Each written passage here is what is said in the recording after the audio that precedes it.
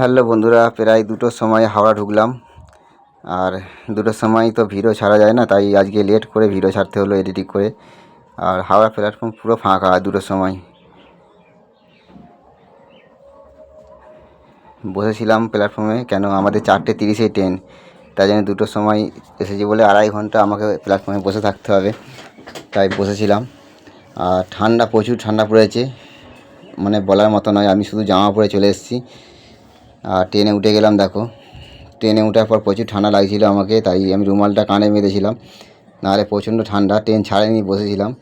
আর ট্রেনের মধ্যে একটুও ভিড় হয়নি, ওই গোটা 20-30 লোক আছে, দেখো বেশি লোক নেই, পুরো ট্রেন ফাঁকা। আর অন্ধকার, দেখো 4:30-এ ট্রেন, ফার্স্ট ট্রেন। তারপরে আমি চাদর ছিল একটা বের করে গায়ে দিতে হলো, কেন ট্রেন চলছিল যখন, তখন প্রচণ্ড হাওয়া লাগছিল আর প্রচণ্ড পুরো শীত করছিল একবারে। এত ঠান্ডা ওয়েস্ট বেঙ্গলে জানি না, তাহলে আমি জ্যাকেট কিনে নিতাম।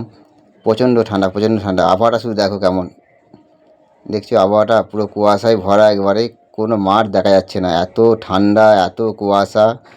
আমি পুরো একবারে ফেঁসে গেছি একবারে, জ্যাকেট না কিনে। আর এত ঠান্ডা তো কেউ জানাওনি ভিডিও করে যে এত ঠান্ডা পড়ে গেছে, তাহলে আমি হাওড়া থেকে বা তামিলনাড়ু থেকে একটা জ্যাকেট কিনে নিতাম, ওখানে দাম কম। তামিলনাড়ুতে গরম, ঠান্ডা নেই।